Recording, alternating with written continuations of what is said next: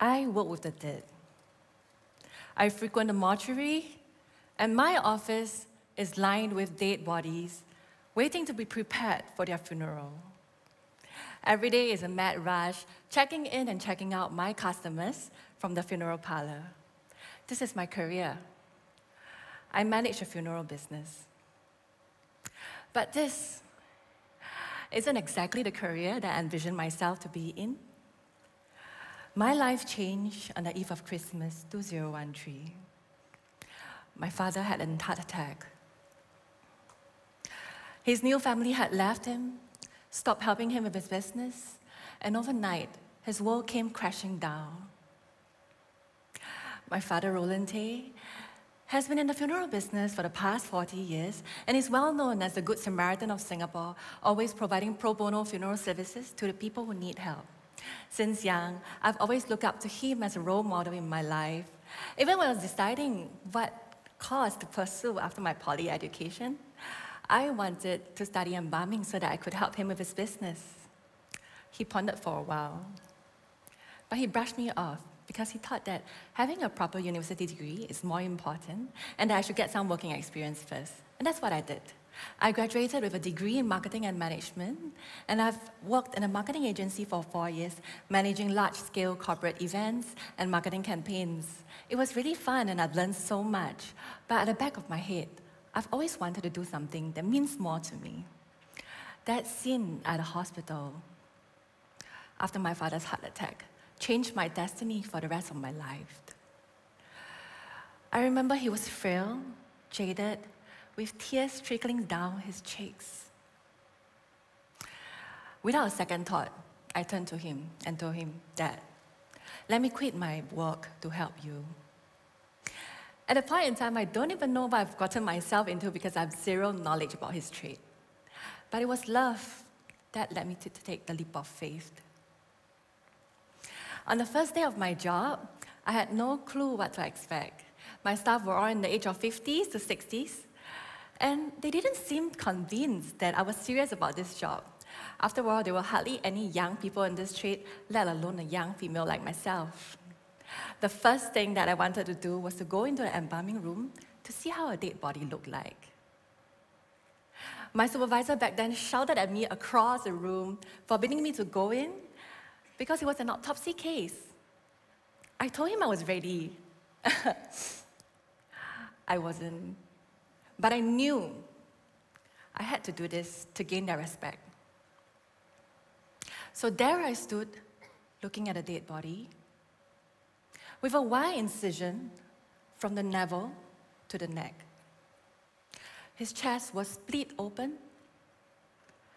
The brain was cleanly sliced, with the brain scooped out, placed in a bucket of formalin, bobbing up and down. The rib cage was pried open, revealing the internal organs. It really isn't as frightening as I had imagined. I remember the first thought I had in mind was, it's still scarier in the movies. It was unforgettable. But that was the very first step I took to show everyone that I'm 100% in this. During my dad's era, people shunned undertakers. They believed that being around us would bring them bad luck. I've heard of undertakers that don't even get invited to weddings at all. Even when I joined the business in 2013, it's still seen as a very unglamorous job because no one wanted to do so. I was very adamant about professionalizing and changing the public image of our trade. I see our job as being no different from that of a doctor or a nurse. After all, we are also providing an essential service to the community.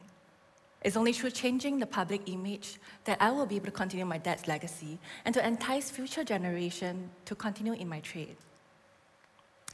However, what hindered me most was my gender. Being a lady in a male-dominated industry was not easy. People were constantly on the lookout for you to make a mistake just so they can affirm their own biasness that this just isn't a lady's job.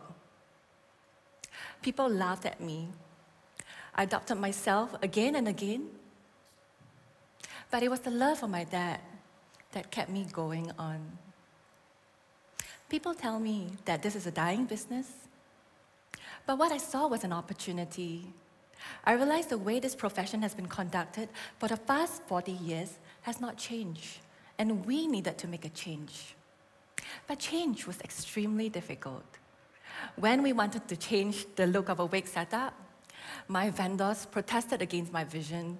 They feel that I'm trying to change the tradition. Even my dad was hesitant. But I remember my dad once taught me that in business, if you were to hit against a wall, don't keep knocking against it.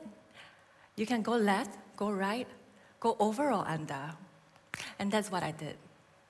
Eventually, we managed to create a new set of wake setup, infusing modern elements together with traditional practices. How did I do it? I just said sorry to all my vendors and did everything myself.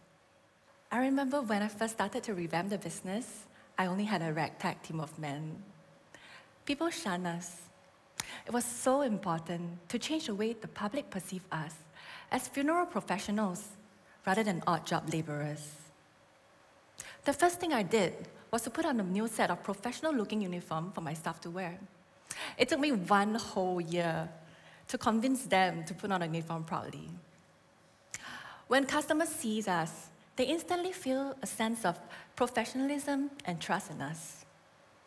It was a small step, but it was the start of a journey that I realized how our persistence to make a difference has impacted on our staff to instill pride and confidence in them so that they can view themselves as funeral professionals.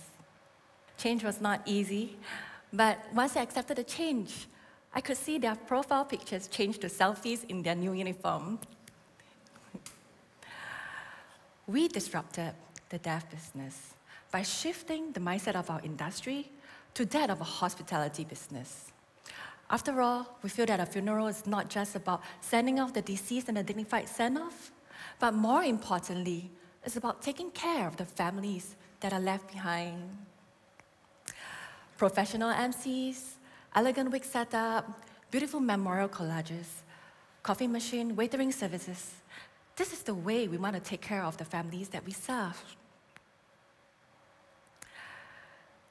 Our big break came when my husband and I took our wedding pictures like this.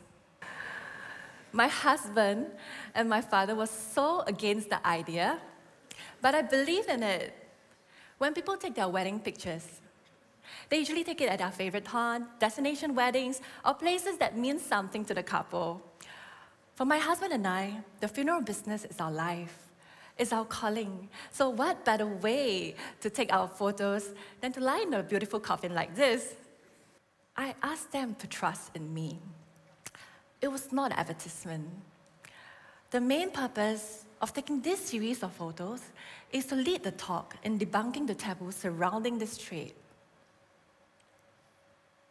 Believe me, it was not easy to convince these 2 grown men, but I persevered. When the photos started circulating, overnight, we went viral around the world. Even BBC picked it up and interviewed us live on their TV station. It was an exciting few days for us, and it sparked off a series of conversations in the media about death in our industry.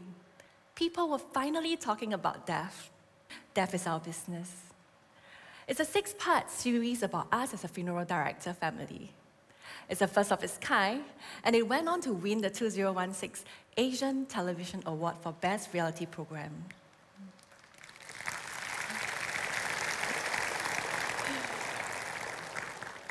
We are very heartened that even the local media are more open to featuring explicit details about death.